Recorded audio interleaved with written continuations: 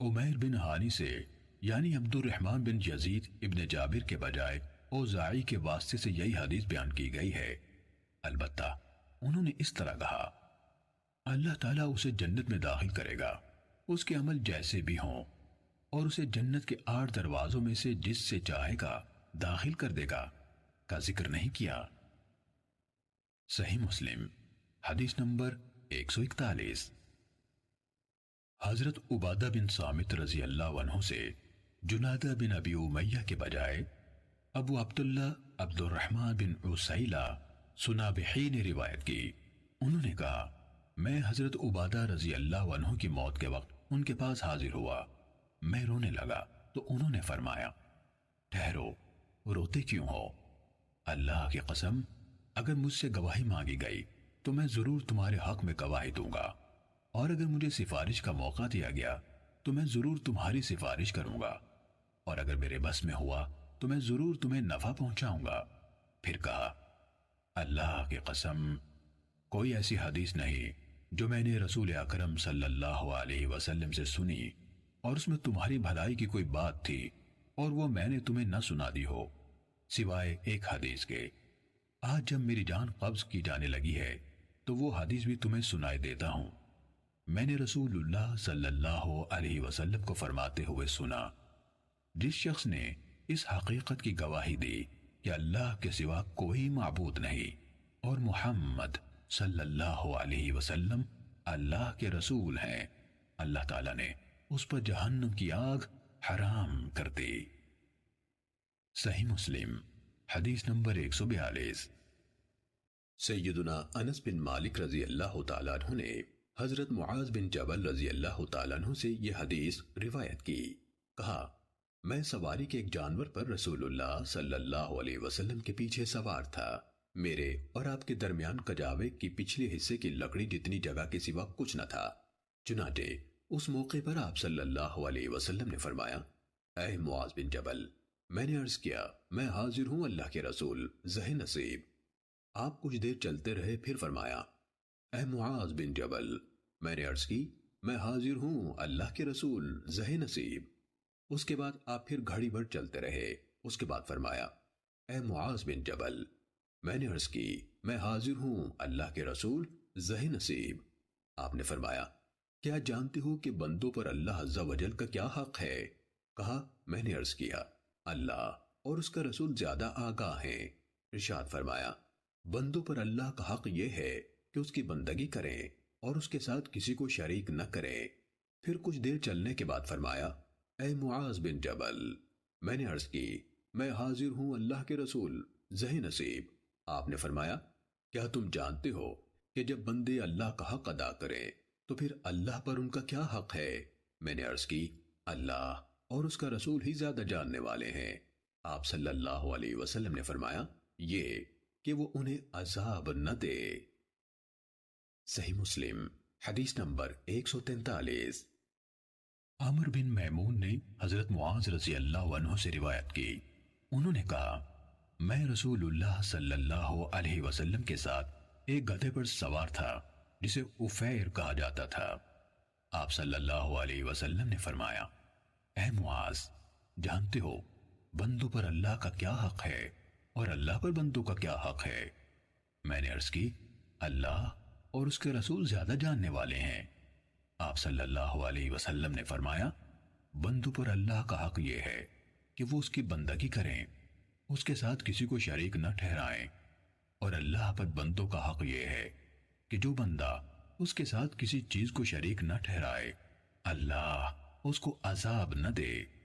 کہا، میں نے عرض کی، اے اللہ کے رسول، کیا میں لوگوں کو خوشخبری نہ سناؤں؟ آپ صلی اللہ علیہ وسلم نے فرمایا، ان کو خوشخبری نہ سناؤ ورنہ وہ اسی پر بھروسہ کر لیں گے۔ صحیح مسلم حدیث نمبر 144۔ شعبہ نے ابو حسین اور اشعث بن سلیم سے حدیث سنائی۔ ان دونوں نے اسود بن ہلال سے سنا۔ وہ حضرت معاذ بن جبل رضی اللہ عنہ سے یہ حدیث بیان کرتے تھے کہ انہوں نے کہا، رسول اللہ صلی اللہ علیہ وسلم نے فرمایا، اے معاذ، کیا تم جانتے ہو بندوں پر اللہ کا کیا حق ہے؟ मुआज रजी अल्लाह अन्हु ने जवाब दिया, अल्लाह और उसका रसूल ही बेहतर जानते हैं। आप सल्लल्लाहु अलैहि वसल्लम ने फरमाया, ये कि अल्लाह की बंदगी की जाए और उसके साथ किसी चीज को शरीक न ठहराया जाए। आपने पूछा, क्या जानते हो अगर वो बंदे ऐसा करें तो अल्लाह पर उनका क्या हक है? मैंने जवाब दिया, अल्लाह और उसके रसूल बेहतर जानते हैं। आप सल्लल्लाहु अलैहि वसल्लम ने फरमाया, ये कि वो उन्हें अजाब न दे। सही मुस्लिम हदीस नंबर 145। जाहिदा बिन कुदामा ने अबू हसीन से, उन्होंने असवद बिन हिलाल से रिवायत की, उन्होंने कहा, मैंने हजरत मुआज रजी अल्लाह अन्हु को यह बयान करते हुए सुना कि मुझे रसूलुल्लाह सल्लल्लाहु अलैहि वसल्लम ने बुलाया। मैंने आपको जवाब दिया तो आपने पूछा, क्या जानते हो लोगों पर अल्लाह का हक क्या है? फिर उन साबिका रावियों की हदीस की तरह हदीस सुनाई।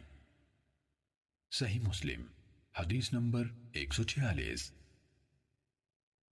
हजरत अबू हुरैरा रजी अल्लाह अन्हु ने कहा, हम रसूलुल्लाह सल्लल्लाहु अलैहि वसल्लम के चारों तरफ एक जमात की सूरत में बैठे हुए थे। हमारे साथ हजरत अबू बकर और उमर रजी अल्लाह अन्हुमा भी मौजूद थे। रसूलुल्लाह सल्लल्लाहु अलैहि वसल्लम हमारे दरमियान से उठे और किसी तरफ चले गए। फिर आपने हमारी तरफ वापसी में बहुत ताखीर कर दी तो हम डर गए कि कहीं हमारे बगैर आपको कोई गजन न पहुंचाई जाए। उस पर हम बहुत घबराए और आपकी तलाश में निकल खड़े हुए। सबसे पहले मैं ही घबराया और रसूलुल्लाह सल्लल्लाहु अलैहि वसल्लम को ढूंढने निकला, यहां तक कि मैं अंसार के खानदान बनु नज्जार के चार दीवारी यानी फसील से घिरे हुए एक बाग तक पहुंचा और मैंने उसके इर्द गिर्द चक्कर लगाया कि कहीं पर दरवाजा मिल जाए, लेकिन मुझे न मिला। अचानक पानी की एक गुजरगाह दिखाई दी जो बाहर के कुएं से बाग के अंदर जाती थी। रबी आपाशी की छोटी सी नहर को कहते हैं।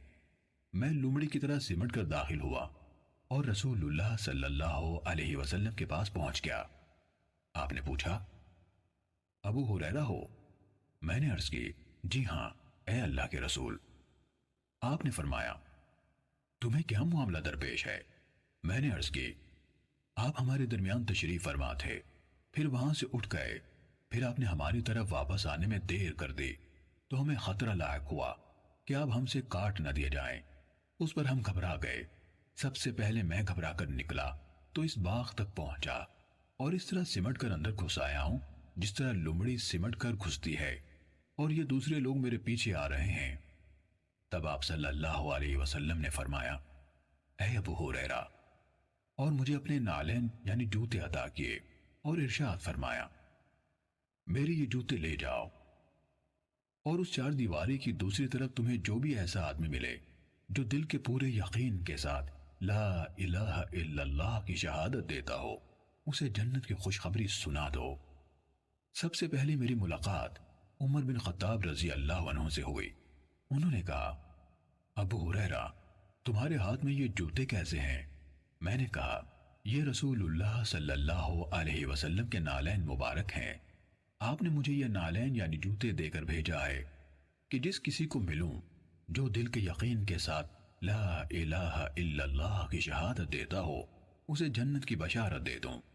उमर रजी अल्लाह अन्हु ने मेरे सीने पर अपने हाथ से एक ज़र्ब लगाई जिससे मैं अपनी सुरीनों के बल गिर पड़ा और उन्होंने कहा, ऐ अबू हुरैरा, पीछे लौटो।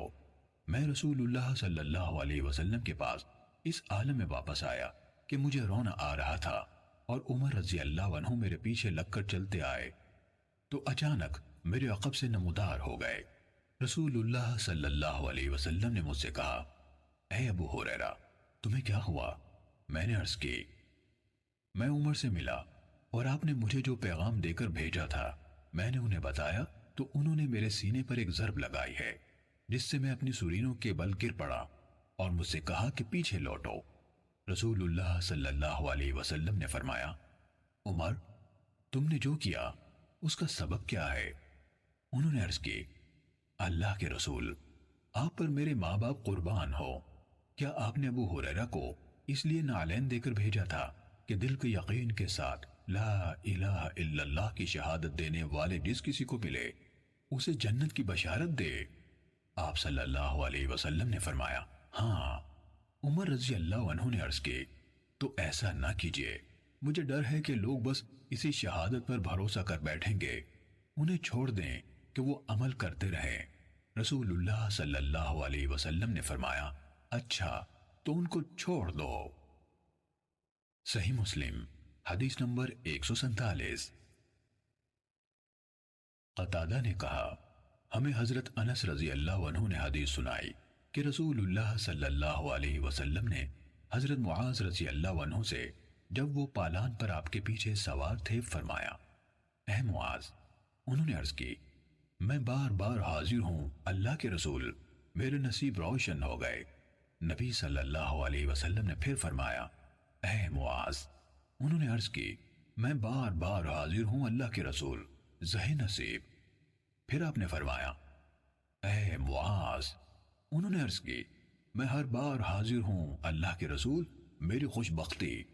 اس پر آپ صلی اللہ علیہ وسلم نے فرمایا کوئی بندہ ایسا نہیں جو سچے دل سے شہادت دے کہ اللہ کے سوا کوئی معبود نہیں اور محمد صلی اللہ علیہ وسلم اس کے بندے اور رسول ہیں، مگر اللہ ایسے شخص کو دوزخ پر حرام کر دیتا ہے۔ حضرت معاذ رضی اللہ عنہ نے عرض کی اے اللہ کے رسول، کیا میں لوگوں کو اس کی خبر نہ کر دوں تاکہ وہ سب خوش ہو جائیں؟ آپ صلی اللہ علیہ وسلم نے فرمایا پھر وہ اسی پر بھروسہ کر کے بیٹھ جائیں گے۔ چنانچہ حضرت معاذ رضی اللہ عنہ نے کتمان علم کے گناہ کے خوف سے اپنی موت کے وقت یہ بات بتائی۔ صحیح مسلم حدیث نمبر 148۔ سلیمان بن مغیرہ نے کہا ہمیں ثابت نے حضرت انس رضی اللہ عنہ سے حدیث سنائی، انہوں نے کہا مجھے محمود بن ربی رضی اللہ عنہ نے حضرت اتبان بن مالک رضی اللہ عنہ سے حدیث سنائی۔ محمود رضی اللہ عنہ نے کہا کہ میں مدینے آیا تو اتبان رضی اللہ عنہ کو ملا اور میں نے کہا ایک حدیث مجھے آپ کے حوالے سے پہنچی ہے۔ حضرت اتبان نے کہا میری آنکھوں کو کوئی بیماری لاحق ہو گئی تو میں نے رسول اللہ صلی اللہ علیہ وسلم کی خدمت میں پیغام بھیجا کہ اے اللہ کے رسول، میرا دل چاہتا ہے کہ آپ میرے پاس تشریف لائیں اور میرے گھر میں نماز ادا فرمائیں تاکہ میں اسی جگہ کو نماز پڑھنے کی جگہ بنا لوں۔ انہوں نے کہا رسول اللہ صلی اللہ علیہ وسلم اور آپ کے ساتھیوں میں سے جن کو اللہ نے چاہا تشریف لائے۔ آپ صلی اللہ علیہ وسلم میرے گھر میں داخل ہوئے، آپ نماز پڑھ رہے تھے اور آپ کے ساتھی آپس میں باتیں کر رہے تھے۔ انہوں نے زیادہ اور بڑی بڑی باتیں مالک بن دخشم کے ساتھ جوڑ دیں۔ وہ چاہتے تھے کہ رسول اللہ صلی اللہ علیہ وسلم اس کے حق میں بد دعا فرمائے اور وہ ہلاک ہو جائے، اور ان کی خواہش تھی کہ اس پر کوئی آفت آئے۔ رسول اللہ صلی اللہ علیہ وسلم نماز سے فارغ ہوئے اور پوچھا کیا وہ اس بات کی گواہی نہیں دیتا کہ اللہ تعالیٰ کے سوا کوئی معبود نہیں اور میں اللہ کا رسول ہوں؟ صحابہ کرام نے جواب دیا وہ زبان سے یہ کہتا ہے لیکن اس کے دل میں یہ نہیں ہے۔ آپ صلی اللہ علیہ وسلم نے فرمایا کوئی ایسا شخص نہیں جو گواہی دیتا ہو کہ اللہ کے سوا کوئی معبود نہیں اور میں اللہ کا رسول ہوں تو پھر وہ آگ میں داخل ہو یا آگ اسے اپنی خوراک بنا لے۔ حضرت انس رضی اللہ عنہ نے کہا یہ حدیث مجھے بہت اچھی لگی، یعنی پسند آئی، تو میں نے اپنے بیٹے سے کہا اسے لکھ لو۔ اس نے یہ حدیث لکھ لی۔ صحیح مسلم حدیث نمبر 149۔ حماد نے کہا ہمیں ثابت نے حضرت انس رضی اللہ عنہ سے حدیث سنائی، انہوں نے کہا مجھے اتبان بن مالک رضی اللہ عنہ نے بتایا کہ وہ نابینا ہو گئے تھے، اس وجہ سے انہوں نے رسول اللہ صلی اللہ علیہ وسلم کی طرف پیغام بھیجا کہ آپ تشریف لائیں اور میرے لیے مسجد کی جگہ متعین کر دیں تاکہ میں اس میں نماز پڑھ سکوں۔ تو رسول اللہ صلی اللہ علیہ وسلم تشریف لائے اور یعنی اتبان رضی اللہ عنہ کی قوم کے لوگ بھی آ گئے۔ ان میں سے ایک آدمی جسے مالک بن دخیشم کہا جاتا تھا غائب رہا۔ اس کے بعد حماد نے بھی یعنی ثابت کے دوسرے شاگرد سلیمان بن مغیرہ کی طرح روایت بیان کی۔ صحیح مسلم حدیث نمبر 150۔